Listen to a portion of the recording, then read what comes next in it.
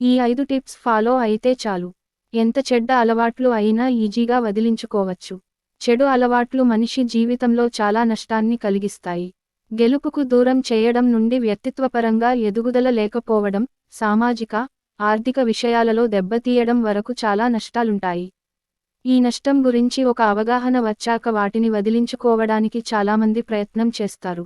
అయితే చెడు అలవాట్లు వదిలించుకోవడం అంత సులభమేమీ కాదు.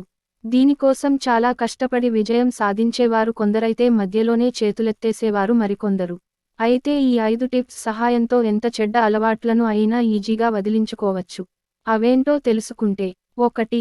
కారణాలు, లాభాలు. అసలు చెడు అలవాటు ఎందుకు ఏ కారణంగా వస్తోందనే విషయాన్ని గుర్తించాలి.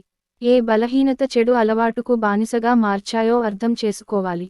ఆ అలవాటును వదిలేస్తే కలిగే లాభాలను గుర్తుచేసుకోవాలి. అప్పుడు జీవితం ఎంత అందంగా ఉంటుందో ఊహించుకోవాలి. అంతే చెడు అలవాట్లను వదిలేయడానికి ఇష్టంగా సిద్ధమవుతారు. చెడు అలవాటు గుర్తొచ్చినప్పుడు నడక, వ్యాయామం, ధ్యానం వంటివి చేయాలి. వీటితో చెడు అలవాట్లు అధిగమించడం సులభం. 2. ప్రణాళిక. మంచి ప్రణాళిక రూపొందించుకుంటే చెడు అలవాట్లు వదులుకోవడం సులువు అవుతుంది. ఛాలెంజ్లను స్వీకరించడం, లక్ష్యాలను నిర్దేశించుకోవడం, చిన్న చిన్న విజయాలను కూడా సంతోషంగా సెలబ్రేట్ చేసుకోవడం మొదలైనవి చెడు అలవాట్లను దూరం చేస్తాయి. వ్యక్తిత్వ పరంగా బలంగా మారే కొద్దీ చెడు అలవాట్ల ప్రభావం తగ్గుతుంది. 3. ప్రవర్తన, ఫలితాలు. చెడు అలవాట్లు వదిలేయడానికి ఏం చేస్తున్నారు? దానివల్ల వస్తున్న ఫలితాలు ఎలా ఉన్నాయి? చెడు అలవాట్లు దూరంగా ఉన్న సమయాలలో ప్రవర్తన ఎలా ఉంది అనే విషయాలు ఎప్పటికప్పుడు ట్రాక్ చేసుకోవాలి. కనిపించే ప్రతి చిన్న మార్పు మరింత కృషి చేయడానికి ప్రోత్సాహాన్నిస్తుంది. 4.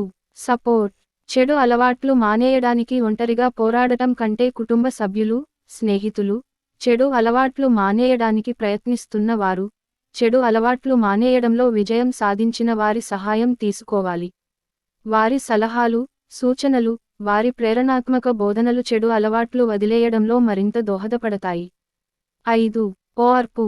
చెడు అలవాట్లు వదులుకోవడానికి ఓర్పు చాలా అవసరం. అది 1-2 రోజులలో జరిగేది కాదు.